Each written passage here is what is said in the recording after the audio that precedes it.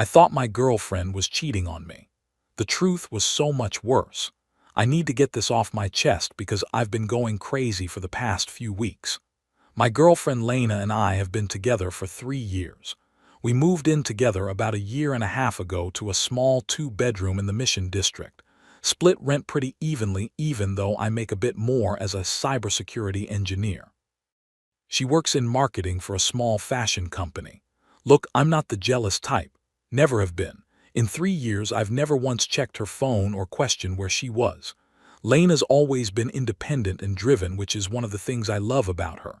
She used to talk my ear off about her campaigns, showing me mock-ups and asking my opinion on color schemes I honestly knew nothing about. But lately, something's been off. Way off. It started about 2 months ago, small things at first.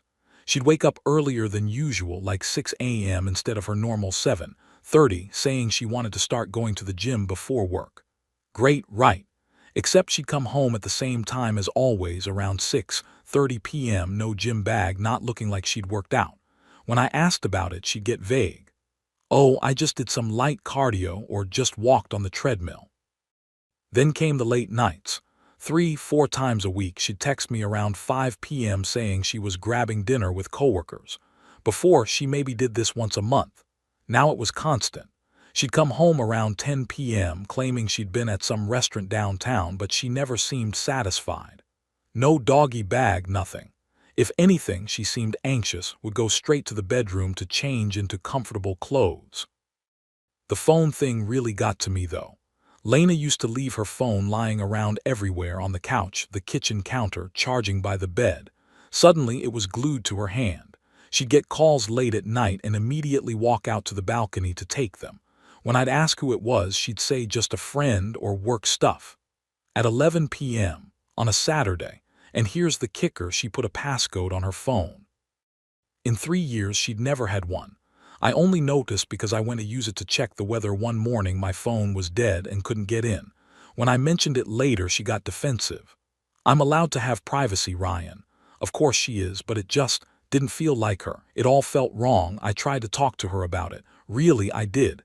Hey, you doing okay? You seem stressed lately. She'd brush me off. I'm fine. Just busy with work. The second time I asked, she sighed heavily. Ryan, I'm handling it. The third time, she actually snapped at me. Can you stop hovering? I feel like I can't breathe. That hurt. I wasn't trying to smother her, I was worried. So yeah, I started thinking the worst. The classic signs were all there, right? Late nights, mysterious phone calls, emotional distance, new passcode. I felt sick thinking about it. Lena and I had talked about marriage. I'd been saving up for a ring. Then last week, I found something in her bag. I wasn't snooping. She'd asked me to grab her lip balm from her purse. But when I opened it, I saw a business card from a company I didn't recognize. It was tucked into a small envelope with what looked like an interview confirmation letter. My stomach dropped. Was she looking for a new job, or was this something else? The company was across town, the kind of trendy startup with a flashy website. I looked them up later. Tech industry, cool office space. The kind of place where a good-looking marketing coordinator might meet someone new. I started noticing other things. She'd been doing her makeup more carefully in the mornings. Not like she was trying to impress me, like she was trying to impress someone else. New perfume. She'd wear it even when she said she was just running to the grocery store. I felt like I was losing my mind. Part of me wanted to confront her, demand to know what was happening. But another part of me was terrified of what she might say. What if she admitted it? What if there really was someone else? So I'm here, asking strangers on the internet for advice. Am I crazy? Are these signs of cheating? And if they are, what the hell do I do about it? Edit. Thanks for all the responses so far. A lot of you are saying to just talk to her, and you're right. Some of you think she might be cheating or planning to leave. I honestly don't know which option scares me more. Update 1. Okay, so I didn't follow most of your advice about having a calm, rational conversation. Instead, I did something I'm not proud of. I tracked her. Not in a creepy, hire-a-pie way. We have find my iPhone set up for emergencies, and I checked where she was going during the day. I told myself I just needed to know if she was actually at her office or meeting someone else. What I found confused me even more. Monday. She left at 8 a.m. wearing her work blazer. But instead of going to her office on 3rd Street, her location showed her at a WeWork in Soma. She stayed there from 8:30 a.m. until 4 p.m., then moved to a Starbucks for 2 hours.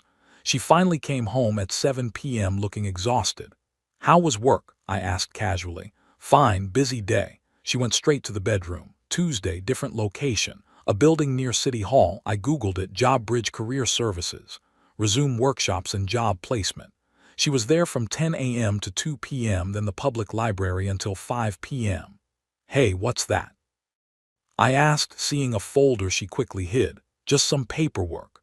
Wednesday, she spent the entire day at a Panera on Market Street, 9 a.m. to 6 p.m. What kind of work requires sitting in a Panera for 9 hours? I was so confused. This didn't fit the cheating narrative I'd built in my head. Career centers, parking spaces. What the hell was going on? Wednesday night, I couldn't take it anymore. She was on her laptop at the kitchen table, and I walked over and just asked, "Are you looking for a new job?" The look on her face. I'll never forget it, pure panic, like I just caught her with her hand in the cookie jar. She slammed her laptop shut. That's none of your business." "None of my business. Lena, we live together. We've been together 3 years. If you're planning to leave your job, don't you think I should know?" She looked away, avoiding my eyes. "It's complicated, Ryan." "Complicated how? Just tell me what's going on." She stood up, grabbed her laptop, and walked to the bedroom. "I can't talk about this right now." I followed her. "Can't or won't?" "Both." She spun around, and there were tears in her eyes. "Just drop it, okay?" But I couldn't drop it. The next day, while she was in the shower, I looked at her laptop. It was open on the bed, still logged into her email. I saw her LinkedIn profile pulled up in one tab. The banner at the top said "Open to Work" with a green circle, listing her preferred job types: marketing coordinator, content strategist, digital marketing manager. My hands were shaking as I scrolled through her recent emails. Job applications. Dozens of them. Different companies, different positions. I saw emails to hiring managers with subject lines like "Following up on marketing coordinator position" and "Thank you for your time today." Marketing coordinator positions at companies I'd never heard of, content strategist roles at startups, even some internships that seemed way beneath her experience level. One application was for an entry-level social media coordinator position that paid $45K. She'd been making $65K. But worse than the applications were the rejection emails. "Thank you for your interest, but we've decided to move forward with other candidates." Over and over. Sometimes they were form letters, sometimes more personal. I could see the timestamps. Some of these interviews had happened on days when she'd told me she was working late on a campaign. The rejection emails kept coming, week after week. Then I saw the email thread with her friend Monica. The preview line read, "It's killing me having to lie to him about where I'm going every day." My throat went tight. I clicked it. Monica had written, "Lena, you need to tell Ryan about the job situation. He loves you. He's not going to judge you. It's been 6 weeks. How much longer can you keep this up, Lena? As long as it takes. Not until I have something lined up." My throat went tight. I heard the shower turn off. I closed the laptop and left the room, my mind racing. That night I didn't say anything. Neither did she. We ate dinner in silence and she went to bed early. I stayed up until 2 a.m. trying to piece it together. She wasn't cheating, but she was definitely lying about something big. And whatever it was, it had to do with her job. Or her lack of one. The next morning, Friday, I woke up determined to get answers. But when I came out of the bedroom, she was already gone. No note, nothing. I checked Find My iPhone. She was at another coffee shop across town. I texted her, "We need to talk tonight." 3 hours later, she replied, "Okay." That's where I left it. I don't know what she's going to tell me tonight, but I have a sinking feeling it's going to change everything. Update 2. I need to type this out while it's fresh because I'm still processing. Lena came home at 6:15. I was sitting on the couch, and the second I saw her face, I knew she'd been crying. Her eyes were red and puffy. She put down her bag and just stood there in the doorway. "I know you've been checking my location," she said quietly. "I'm not stupid." I didn't deny it. "I needed to know what was going on. You've been lying to me for weeks." "I know." Her voice broke. She walked over and sat down on the opposite end of the couch as far from me as possible. "You're right, I've been lying." I waited. "Ryan, I lost my job 7 weeks ago. Everything stopped." "What?" "They laid off half the marketing department. Budget cuts. I got the email on a Wednesday morning, had to pack my desk that same day." She was crying now, really crying. "I've been pretending to go to work every day because I didn't know how to tell you. 7 weeks. She'd been keeping this up for 7 freaking weeks. Why?" I couldn't understand. "Why would you lie about that?" "Because you're doing so well," she gestured wildly. "Your career is perfect, you're stable, you're successful, and I'm a failure. I couldn't even keep a basic marketing job. Do you know how humiliating that is?" "Lena, layoffs happen. It's not your fault, but it feels like my fault." She was almost shouting now. "Everyone on LinkedIn is posting about their new jobs and their promotions, and I can't even get a call back. I've applied to 63 positions, Ryan. 63. You want to know how many interviews I've gotten? 4. And I bombed all of them. I could see them writing me off in freaking real time."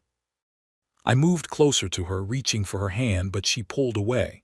"It's not. There's more." My stomach dropped again. What else could there be? "I'm in debt, bad debt." She was staring at her hands, fingers twisting together. "I have about $12,000 in student loans and credit card bills combined. Student loans are around $4,000, the rest is credit cards. When I was working, I was managing it fine, paying about $800 a month between everything. But now—" She pulled out her phone, opened her banking app, turned it toward me. I could see 3 credit card balances. Chase, $4,127, Capital One, $3,845, Discover, $2,016, and then her checking account balance, $347. I've been using my credit cards to pay minimums on other credit cards. Last month, I took a $500 cash advance from Capital One to make the minimum payment on Chase. The cash advance fee was $50, plus the interest rate is 27.99%. I did the math. If I keep going like this, I'll owe $20,000 by the end of the year. I've been getting cash advances to make it look like I still have income, depositing them into checking, then transferring them right back out to pay bills. The interest is killing me, but I didn't want you to know. I didn't want you to see me as a burden." She showed me her last credit card statement. The minimum payment was $125, but the interest charge that month was $112. She was barely making a dent. I felt like someone had punched me in the chest. "A burden? Lena, we're partners. Are we, though?" She looked at me with this expression I'd never seen before. Pure anguish. "Because I don't feel like a partner. I feel like someone you have to take care of, and I can't stand it. Every time you'd ask me how work was, I wanted to die inside. Every time I saw you transfer money for rent, knowing I was barely holding on financially, it killed me. So you lied instead. You pushed me away." "Yes, because I was ashamed." She stood up, pacing now. "Do you know what it's like to watch everyone around you succeed while you're failing? To see your boyfriend making good money, advancing in his career while you can't even get hired for an entry-level position? I didn't want you to look at me the way I look at myself. And how's that? Like I'm worthless." The word hung in the air between us. I tried to reach for her, but she stepped back. "Lena, I would never. You say that now. But what about when I can't contribute to rent? What about when you have to pay for everything because I'm broke? How long until you start resenting me? How long until you realize you can do better? Is that really what you think of me?" I was angry now, actually angry. "You think I'd leave you because you lost your job? You think I'm that shallow? I think you deserve someone who has their shit together." She was crying harder. "And right now, that's not me." We stood there, both of us breathing hard, both of us hurting. "The worst part," I said, my voice shaking, "isn't the debt or the job loss. It's that you thought you had to handle it alone. It's that you didn't trust me enough to let me help you." "It's not about trust." "Yes, it is." I was yelling now, couldn't help it. "You trusted me with your heart, but not your problems. What kind of relationship is that?" She grabbed her purse. "I can't do this right now." "Where are you going?" "My mom's. I need space to think. Running away won't solve anything. Neither will staying here." She was at the door. "I'm sorry, Ryan. I'm sorry I'm not who you thought I was." Then she was gone. I sat there on the couch for probably 2 hours just staring at nothing. My phone buzzed a few times, texts from her saying she got to her mom safely, that she needed a few days, that she was sorry. I didn't respond. Here's what kills me. I wasn't mad about the job. I wasn't even mad about the debt. I was mad that she'd suffered alone for almost 2 months, thinking I'd judge her, thinking I'd leave her, thinking she wasn't good enough for me. What kind of relationship did we really have if she believed that? It felt like she didn't even know me at all. Final update. After Lena left, I spent the whole weekend thinking, really thinking, and I realized something. She wasn't wrong to be scared. Not because I'd actually leave her, but because I'd never shown her that I wouldn't. Let me explain. Our whole relationship, I'd been the stable one. The one with the good job, the career trajectory, the financial security. And I'd never thought about what that might feel like for her. To always be the one who made less, contributed less, had less to offer. I'd never asked her about her work stress or her financial anxiety. I just assumed she was fine because she never said otherwise. So Sunday night, I texted her. I'm not mad at you for losing your job. I'm not mad about the debt. I'm mad because I love you and you were hurting and I didn't know. But I should have known. I should have made you feel safe enough to tell me. She called me an hour later, crying. We talked for 3 hours. Lena told me everything, how she'd felt inadequate for months even before the layoff, how the job loss confirmed her worst fears about herself, how every rejection email felt like proof she was worthless. I didn't want you to see me like that, she said. I wanted to fix it before you found out. But that's not how this works, I told her. You don't have to be perfect for me to love you. We agreed to meet up Tuesday evening at the coffee shop where we had our second date. But I didn't wait until then to start helping. Monday morning, I called my friend Steve, who works in HR at a mid-sized tech company. Asked him about resume reviews, interview prep, what hiring managers actually look for, job market trends for marketing roles.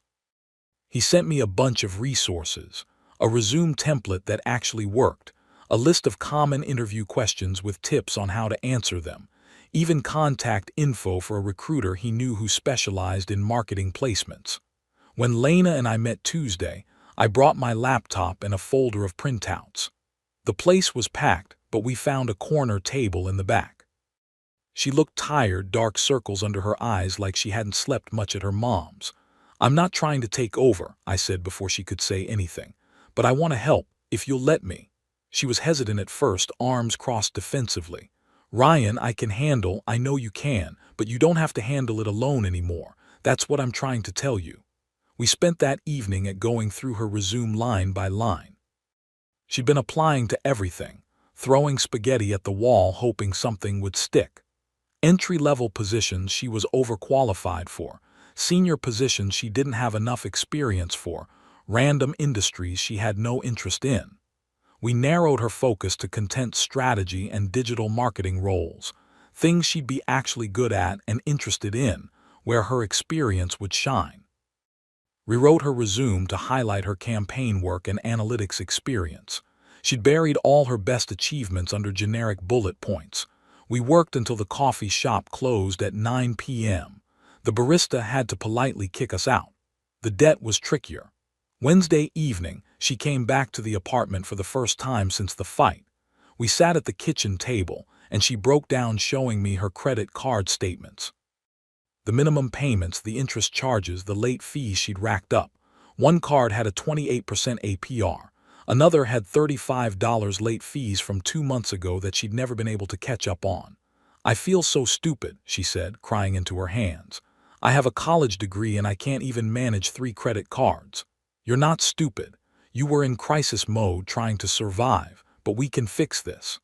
I pulled out a notebook and started making a plan. We called the credit card companies together. I stayed on speaker, let her do the talking, but was there for support. She explained her situation, lost her job, actively searching, wanted to negotiate a lower interest rate. 2 out of 3 agreed to temporary hardship rates. Chase dropped her from 24% to 15% for 6 months.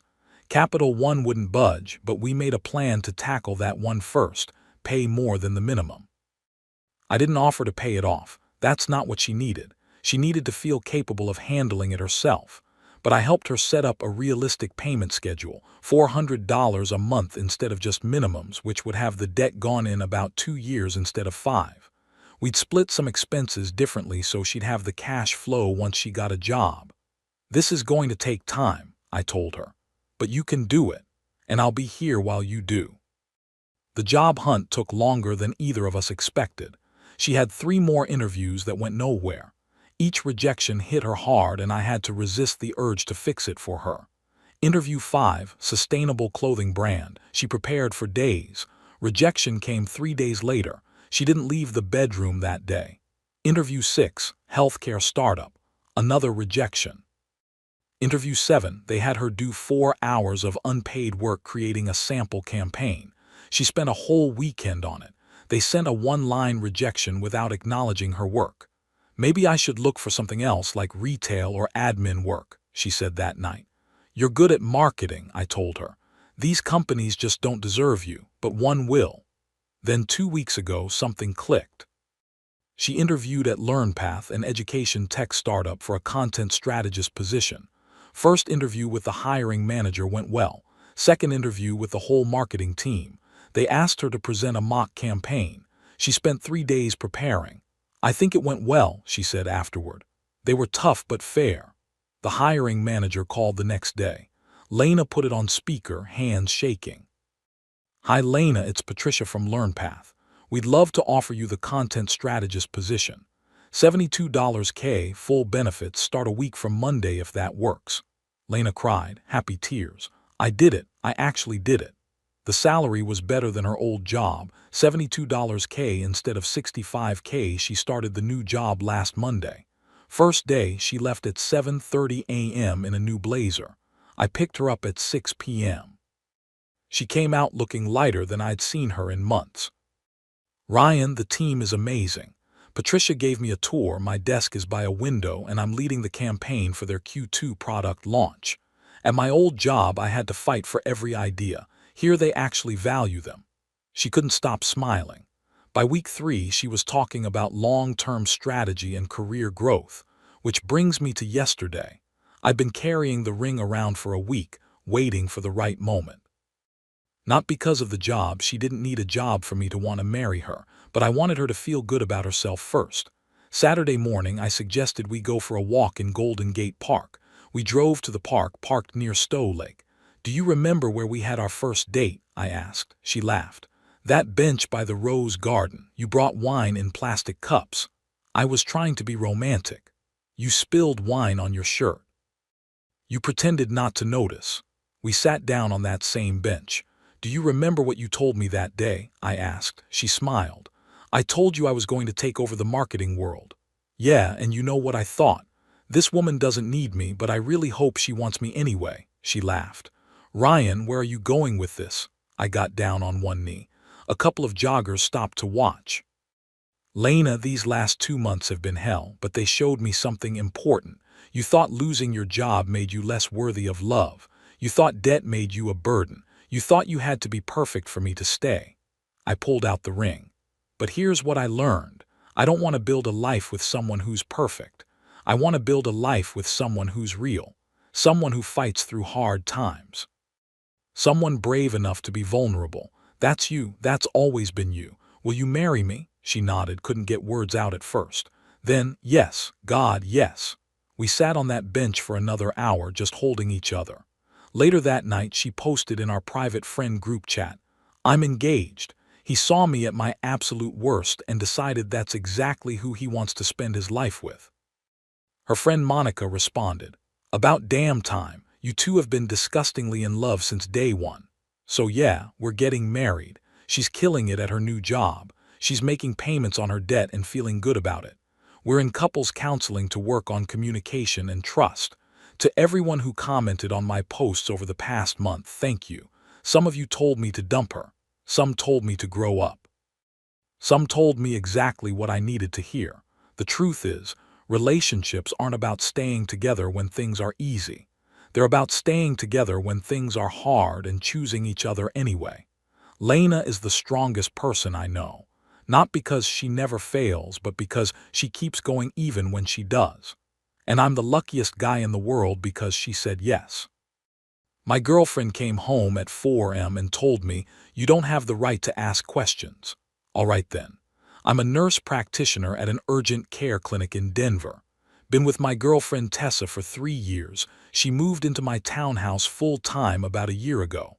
I bought the place before we met. It's in my name. I handle the mortgage. Tessa bartends at a rooftop bar downtown and does the whole fashion resale thing on the side, Poshmark, Depop, you know the deal. She makes decent money, maybe 45–50K, but honestly most of it goes right back into inventory. The woman is addicted to designer stuff. Gucci bags, Louboutin heels, Burberry coats. Our spare bedroom looks like a boutique stockroom, clothing racks, shoe shelves, a whole lighting setup for outfit photos.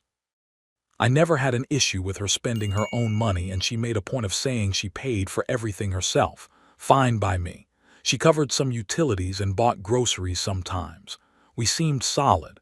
Then things started shifting about 2 months ago. Tessa's always worked late because of bartending, but lately she's been going out even on her nights off. The team's going out, she'd say, or just meeting up with some bar people.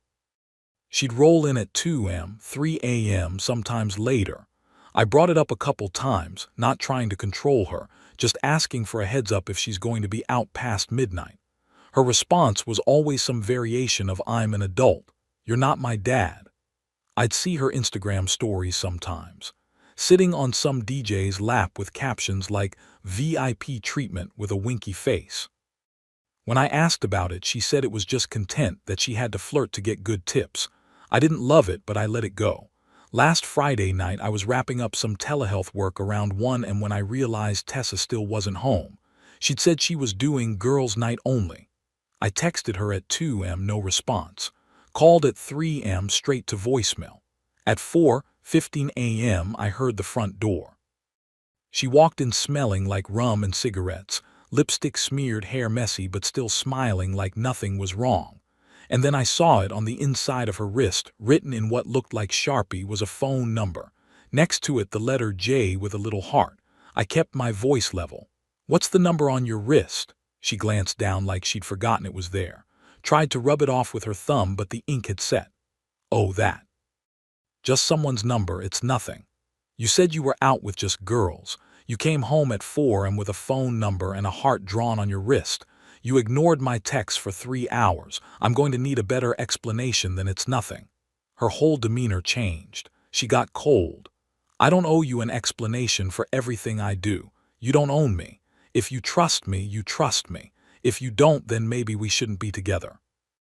Then she hit me with this. "This is my home too, and you don't get to interrogate me like I'm one of your patients." I just looked at her for a second. "Okay, you're right, I get to choose whether I trust you or not.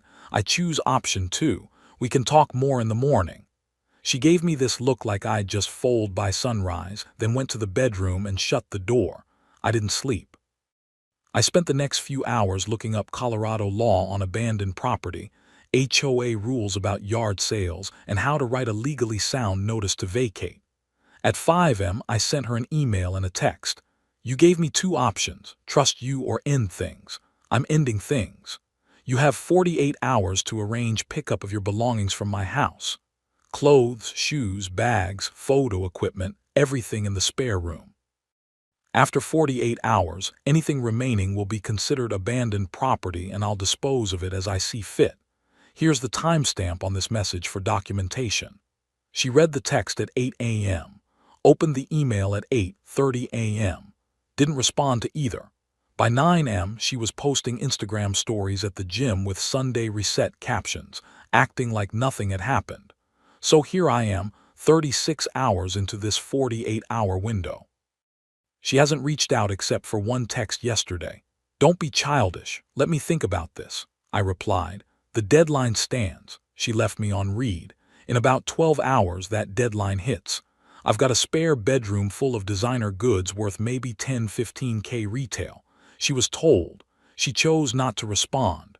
I'm already thinking about what happens next, and I'm considering doing something that's completely legal, but let's just say it would make a statement. I'll update soon. Edit. For everyone asking, yes, I documented everything. Screenshots of the timestamp, her read receipts, photos of the room with dates. I work in healthcare, I know how important documentation is. Update 1. Alright, so the 48 hours came and went. During that entire window, Tessa sent exactly one additional message. You're being dramatic. I need time to think. I replied, the deadline doesn't change. Come get your stuff or don't. Scene. No response. When the deadline hit, she didn't show. I took photos of the spare room from multiple angles, made sure the metadata was clear, added them to my documentation folder. Then I called up my coworker Sarah. She's an older nurse at the clinic, been through some rough stuff with an ex-husband who cheated. I told her the situation and said I was thinking about just selling everything and donating the money. She got this look on her face. If you're going to get revenge, might as well make it count for something good. You know that women's shelter I volunteer with, they're always struggling for funding. That's when it clicked. I wasn't going to just have a garage sale. I was going to do this properly. I spent the next day photographing everything. Every designer bag, every pair of heels, every dress she'd bought just for content. I listed them on Facebook Marketplace and in a few local buy-sell groups. Prices were below market but not dirt cheap. This was about raising real money. In the description of each post, I included a short version of the story. Not her name, no photos of her, just the facts. Came home at 4 a.m. with another guy's number on her wrist, told me I had no right to ask questions, refused to collect her belongings after being given 48 hours notice. All proceeds from this sale will be donated to Shelter Name, a local women's shelter that helps victims of domestic violence. I called it the Cheater's Closet Charity Sale. The post started spreading.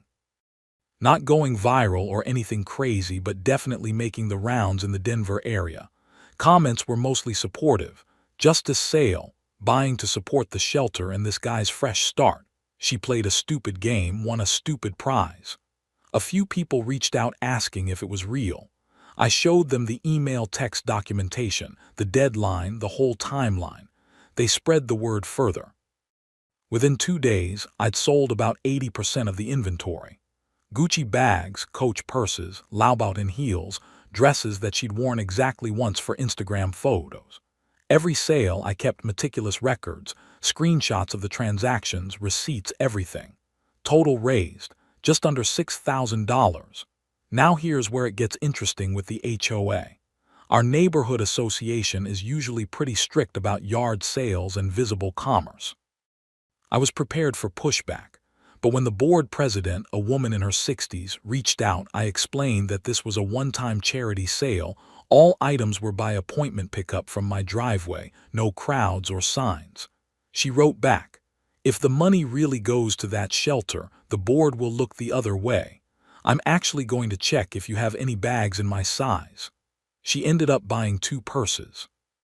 The neighbors were mostly cool about it too.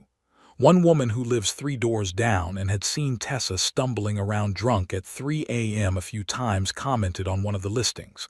Well, at least something good is finally coming from all that late-night drama. I transferred the money directly to the shelter in chunks as items sold, kept every receipt, every confirmation number. The shelter sent me back an official donation receipt and a photo of a small plaque in their office. Emergency housing program supported in part by generous anonymous donations from the community. That felt good. Better than any argument with Tessa ever would have. I posted an update on the Facebook post explaining what I'd done, and people seemed to appreciate that I'd turned something ugly into something that actually helped people. Then yesterday, Tessa finally noticed. Someone had shared one of my listings to their Instagram story, one of her friends apparently, and Tessa saw it. She immediately recognized her Gucci bag in the photo. She sent me a screenshot of the listing with the caption, "What the hell is happening at your house?" That's when things really started to escalate. Edit. Yes, I kept documentation of every sale and every donation transfer. I work in healthcare. CYA is basically my second language. For those asking about the legality, I consulted with a lawyer buddy before doing any of this. Colorado law is pretty clear on abandoned property. She was given notice, she was given time, she chose not to respond. Everything I did was above board. Update 2. After Tessa saw her stuff being sold online, she completely lost it. First came the phone calls. I let them all go to voicemail. 15 calls in 3 hours. The messages ranged from screaming about theft to threats about getting lawyers and police involved. I sent her one text. You have all the documentation showing you were given proper notice. If you want to handle this legally, have your lawyer contact me. 2 hours later, I got a call from a Denver PD officer. Yeah, she really called the cop on me. He sounded tired, like he'd already heard both sides and knew exactly what this was. Sir, we've received a report about stolen property valued at approximately $15,000. Can you explain your side? I sent him the email notice with timestamp, the text messages showing she'd read it, the 48-hour deadline, and receipts showing all money had been donated to charity. He called me back 20 minutes later. You're clear from a criminal perspective. This isn't theft, it's a civil matter at best, and honestly, even that's a stretch. If she wants to pursue anything, it'll have to be through civil court. Then he paused. My wife actually bought a pair of boots from your sale. She's very happy with them. Thanks for supporting the shelter. But Tessa wasn't done. That afternoon, she showed up at my townhouse and started banging on the door, yelling about stealing her property loud enough for the whole block to hear. I didn't open the door. I just spoke through the Ring camera. You were given 48 hours notice via email and text. You chose not to collect your belongings. This is my property, not yours, and you're not on the lease or the deed. If you continue causing a disturbance, I'll call the police for trespassing. My neighbor 2 doors down, the same one who'd bought purses, actually filmed the whole thing and posted it to our neighborhood Facebook group with the caption, "Drama at Unit X for anyone who bought items from that charity sale. Keep your receipts. Looks like someone's having regrets." The HOA president came out and told Tessa directly, "You're not a registered resident here. Legally, you're currently harassing a homeowner on his own property. If you have a legal dispute, handle it through proper channels. Don't disturb the neighborhood." Tessa then went nuclear on Instagram. She went live, playing the victim, talking about her boyfriend who stole everything I own and sold it without permission. But she made a critical mistake she left comments on. People who knew the full story flooded in. Someone from the neighborhood, people who'd bought from the sale. Even Sarah from my clinic jumped in.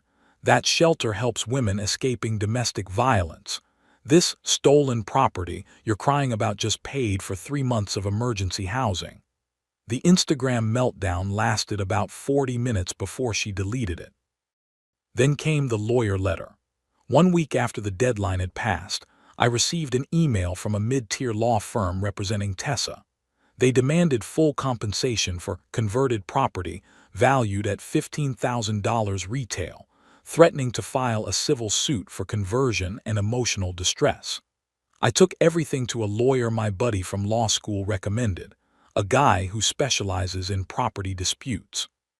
He looked over my documentation, the email notice with delivery confirmation, the text showing she'd read and chosen not to respond, the 48-hour window, Colorado abandoned property law video footage from my security camera showing her leaving and not returning, and receipts showing all money went to charity. He drafted a response that was basically a legal middle finger. The property had no rental agreement or bailment contract. The owner was properly notified and chose not to retrieve items. The homeowner disposed of abandoned property legally. All proceeds went to registered 501(c)(3) charity. No unjust enrichment occurred. Furthermore, if Ms. Last name wishes to proceed with litigation, my client will file a counterclaim for fair market rent for 1 year of exclusive use of a bedroom in a Denver townhouse, utility costs, cleaning and maintenance, and correction of defamatory statements made on social media. We never heard back. No lawsuit was filed, but the fallout kept spreading. Tessa's best friend Crystal, her former roommate who used to cover for her, DM'd me out of the blue to apologize. I knew she was meeting up with that DJ guy after her shifts. I didn't think she'd get caught. I can't support what she did anymore. Funny how she can't support Tessa anymore only after she got caught, but whatever. I didn't respond. Some of Tessa's Instagram followers started leaving. A few commented on her posts. I used to buy from your shop. Knowing that money was funding you cheating on your boyfriend makes me feel gross. At least now it's helping women in actual need. The whole thing was collapsing around her. Then last week, I got an email from the women's shelter. They're hosting a fundraising gala and wanted to thank their anonymous donor who'd helped them keep their emergency housing program running. They invited me to attend. I said yes. Figured it'd be nice to see the good that came from all this mess.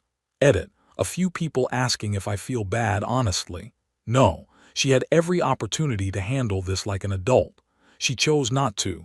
I chose to make something good come from something bad.